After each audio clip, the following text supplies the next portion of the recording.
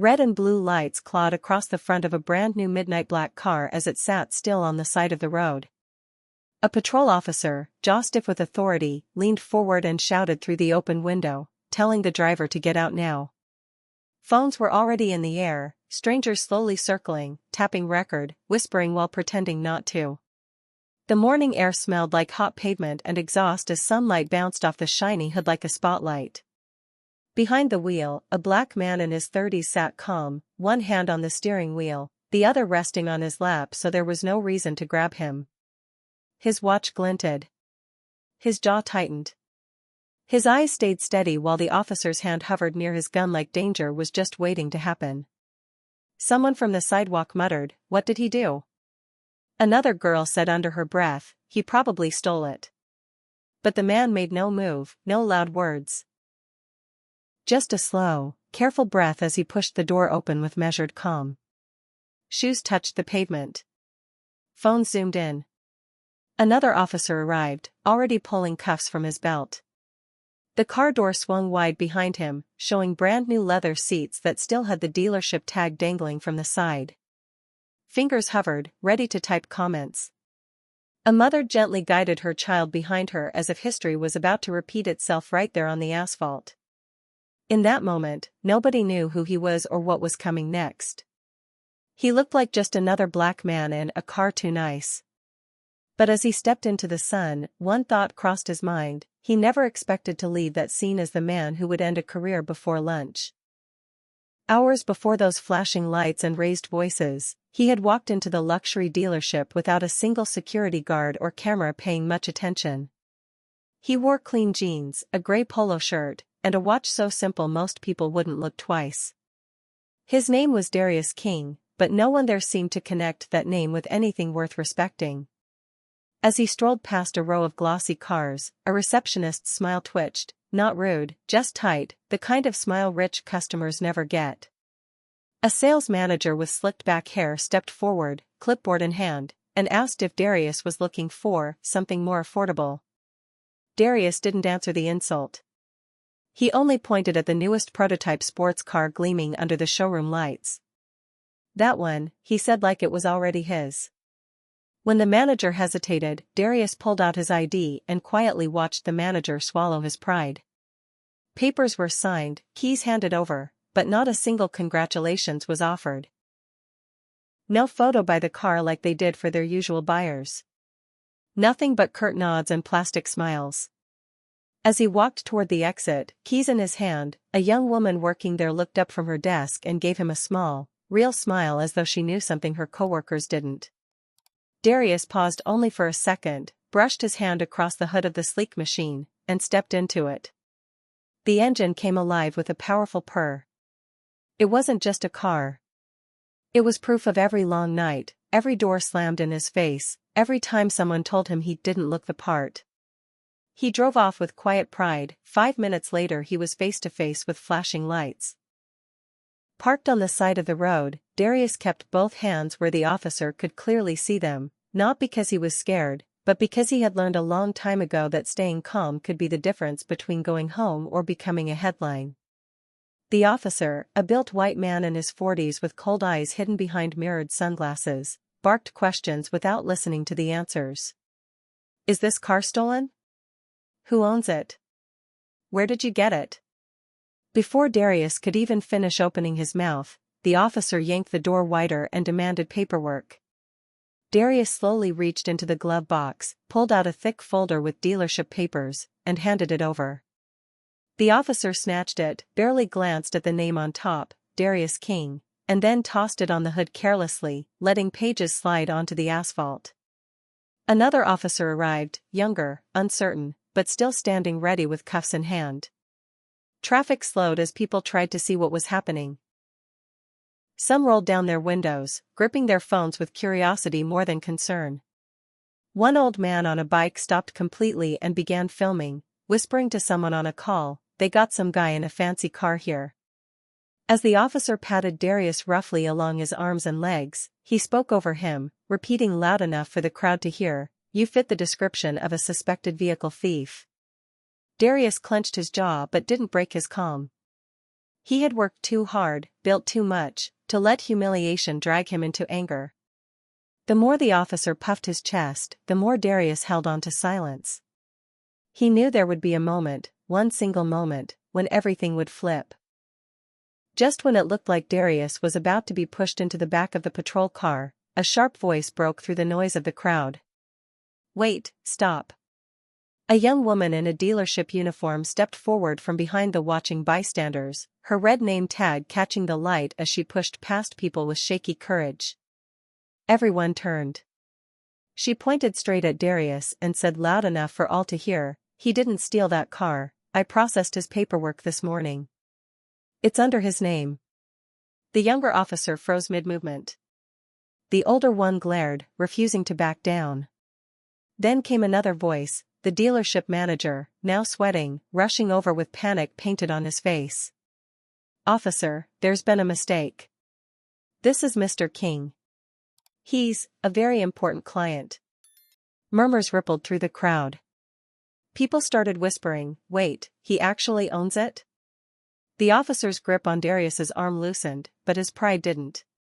He snapped back that he was just doing his job. Darius finally spoke with a low, even tone, "Doing your job doesn't mean ignoring facts." He reached into his jacket pocket and pulled out a jet black business card. He didn't throw it. He placed it on the hood, slow and certain. The officer picked it up, eyes scanning the gold letters as his face went pale. A few people in the crowd zoomed in with their phones. The card clearly read, "Darius King, CEO, King Motors Corporation." Someone gasped. Nearby, a teenage boy whispered, "He's the boss?" Suddenly, the same man everyone thought was a suspect didn't look like one anymore. He looked like the most powerful person on the street. The moment the crowd realized who Darius truly was, the energy on that street flipped like a switch. People who were quietly recording suddenly stepped closer. Phones went live. Comments started pouring in online. A few shouted, "Let him go." The older officer shifted on his heels, clearly rattled but trying hard not to show it. He muttered something about procedure, yet the power in his voice had slipped. Darius didn't yell, didn't threaten, he simply made a call from his phone, speaking in a calm, even tone that somehow carried more weight than any siren. Everyone watched as a sleek unmarked SUV pulled up minutes later. Out stepped Detective Ramirez, a sharp-suited man whose body language screamed authority at a higher level than anyone else around. He walked straight to Darius and shook his hand with full respect before turning to the officers. "What exactly happened here?" he asked, voice cool but dangerous. The officers mumbled excuses while the cameras kept rolling. Darius said nothing more than, "This will be handled properly." It wasn't loud. It wasn't angry. But the crowd could feel it, something bigger was in motion now. This wasn't just about clearing his own name. He was about to make an example. Within the hour, that street had turned into something far more serious than a traffic stop. Reporters had shown up, microphones in hand, chasing the story spreading like wildfire online. Black CEO wrongly accused of stealing his own car. Darius stood in front of his vehicle, back straight, suit smooth again. The police chief finally arrived, face tight, trying to contain a growing crisis. He stepped toward Darius with a rehearsed apology ready on his tongue, but Darius raised a hand and stopped him mid-sentence. "I'm not here to hear sorry," he said calmly but strongly. "I'm here to see change." As cameras flashed, he announced that his company, which happened to supply nearly half of the department's patrol vehicles, would be pulling every contract and freezing all future deals until there was a full investigation into traffic stops and treatment of black drivers in their district. Gasps came from both officers and journalists. That decision wasn't words. It was money, power, and pressure all at once. His statement went viral within minutes. People watching from everywhere began cheering, not just because he stood up for himself, but because it felt like he was standing up for thousands of others whose voices weren't heard. Darius didn't smile or gloat. He simply locked eyes with the police chief and said one last thing before stepping back toward his car. "You wanted to make an example this morning. You did. Just not the one you expected." the fallout hit fast. Within 24 hours, the mayor's office released a statement announcing that Officer Dunley was suspended without pay pending a full review, and by the end of that week, the police chief quietly submitted his resignation. News stations played the clip of Darius laying the black business card on his car hood over and over, calling it the moment the city woke up. While some tried to defend the officer's actions, the public response was strong and clear. People were tired of the same story ending with no consequences. Darius didn't give any emotional interviews or victory speeches. Instead, he focused his energy on creating a new legal defense fund that would help victims of racial profiling fight back in court. Donations poured in from across the country after he seeded it with millions of his own money. For him, this wasn't about revenge, titles, or even proving who he was. It was about turning one ugly moment into a turning point for others who looked like him and didn't have his resources. Behind the scenes, every officer in that district now had to take new training. Every traffic stop was watched more closely. Change had finally been forced not by anger, but by control.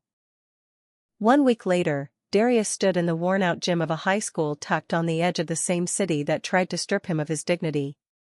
No bright cameras or reporters this time, just rows of teenagers sitting on metal folding chairs, some curious, some half asleep, most of them carrying the same kind of quiet doubt he once wore as a kid. He didn't arrive in a fancy suit. Just a hoodie and clean sneakers. No one introduced him as a CEO. He simply stepped up and started talking. He told them what it felt like to be judged before speaking, how hard it was to stay calm when anger felt more honest. They listened more closely than he expected. One boy in the front row, slouched with a hood pulled halfway down, kept his eyes locked on Darius the whole time. Darius looked straight at him near the end and said, "People will look at you and think they already know your story. Don't waste time trying to change their minds, spend it becoming so strong they can never ignore you." A few students nodded slowly. A girl whispered, "That's real." As the bell rang and chairs scraped across the floor, the boy from the front row came up and simply said, "Thank you," before walking off with his head slightly higher. Darius watched him go, knowing that moment mattered more than any news headline. Because real power wasn't about winning public fights, it was about making sure the next generation didn't have to fight the same battles at all.